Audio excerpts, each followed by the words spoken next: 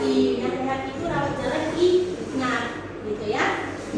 Jadi sebelum melakukan rehat, biasanya pemakai narkoba harus menjalankan pemeriksaan terlebih dahulu, tes urin. Terus dia ada tes pengambilan darah untuk melihat ini si pecandu narkoba itu sudah sejauh mana sih menggunakan narkoba, udah jauh sampai mana dia menggunakan narkoba gitu. Kan narkoba kan dimulai dari tingkatan yang pertama, ada yang ringan, sedang, sampai yang tinggi gitu kan. Nah, kita mau lihat dia di tingkat yang mana nih gitu kan. Terus yang kedua yaitu mengatasi kecanduan narkoba dengan detoksifikasi. Pada tahap ini pecandu diminta untuk berhenti menggunakan obat-obat terlarang sepenuhnya. Nah, pada tahap ini nih yang paling berat bagi seorang pecandu. Karena apa? Karena seorang pecandu kalau udah nggak makan narkoba dia biasanya apa? Sakau. Tahu sakau? Sakau itu kayak dia marah-marah, kesakitan, badannya itu sakit karena nggak mengkonsumsi narkoba.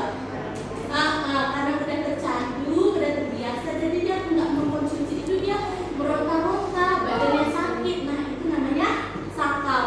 Nah, di bagian detoksifikasi ini, pecandu ini itu yang bakal tahap yang paling sulit bagi seorang pecandu ya, karena dia harus menahan rasa sakit atau sakau tersebut gitu ya. Terus yang selanjutnya yaitu langkah stabilisasi, yaitu tahap untuk bertujuan membantu pemulihan jangka panjang para pecandu.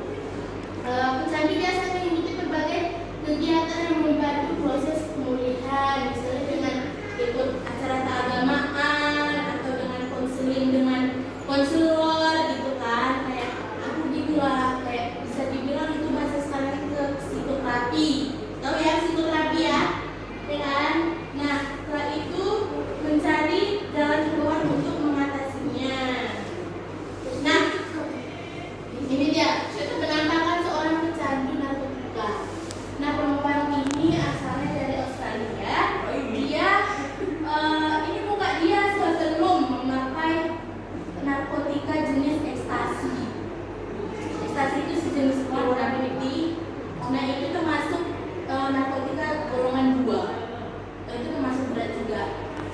Nah, ini dia sebelum memakai, ini dia setelah memakai selama 8 tahun. Kelihatan ya perbedaannya ya? Ngeri kan? Ini baru 8 tahun loh. Bayangin kalau memang udah ngeri ya? Jadi udah tahu ya dampaknya ya? Ayo. Oke. Nah, selesai sudah.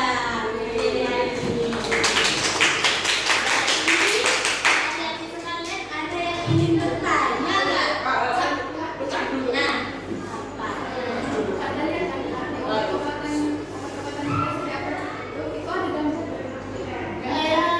itu bukan ganja. Obat-obatan juga mengandung narkotika, tapi itu narkotika golongan 1.